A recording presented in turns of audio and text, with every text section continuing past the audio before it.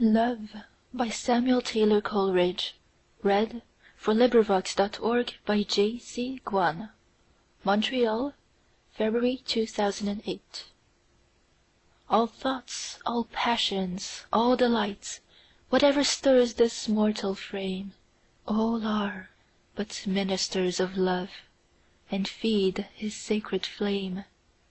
Oft in my waking dreams do I live o'er again that happy hour, when midway on the mount I lay, beside the ruined tower.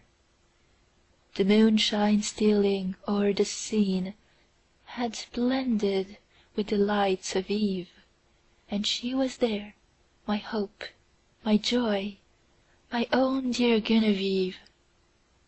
She leaned against the armed man, the statue of the armed knight. She stood and listened to my lay, amid the lingering light. Few sorrows had she of her own, my hope, my joy, my Genevieve. She loves me best, whene'er I sing the songs that make her grieve. I played a soft and doleful air, I sang an old and moving story, an old rude song that suited well that ruin wild and hoary. She listened with a flitting blush, with downcast eyes and modest grace, for well she knew I could not choose but gaze upon her face.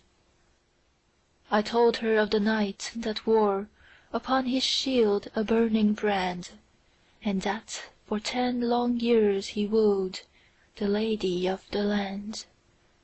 I told her how he pinned, and the deep, the low, the pleading tone with which I sang another's love interpreted my own.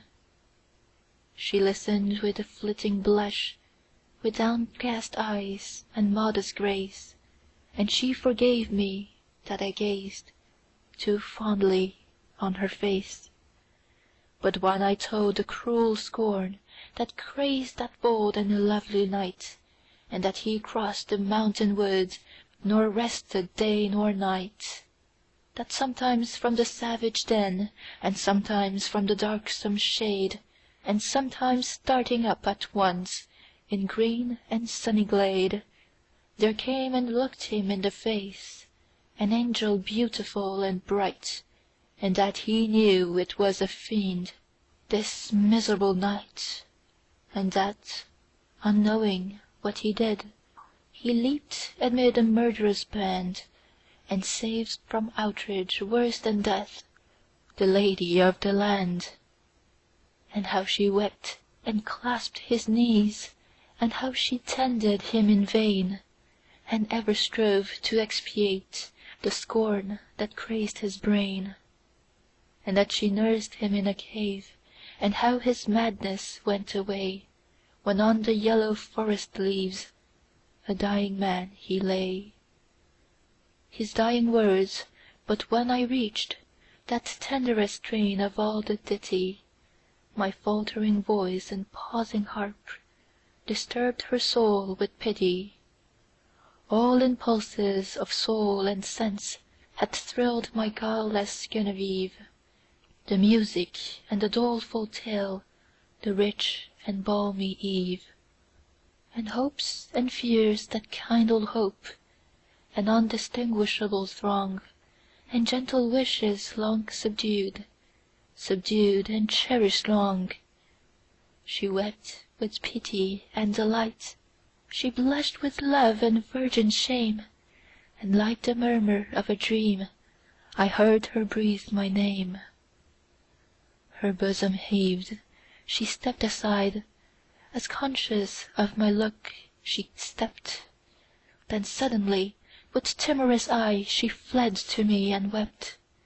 She half enclosed me with her arms, she pressed me with a meek embrace, and bending back her head looked up, and gazed upon my face. 'Twas partly love and partly fear, and partly 'twas a bashful art, that I might rather feel than see the swelling of her heart. I calmed her fears, and she was calm, and told her love with virgin pride, and so I won my Genevieve, my bright and beauteous bride. End of poem. This recording is in the public domain.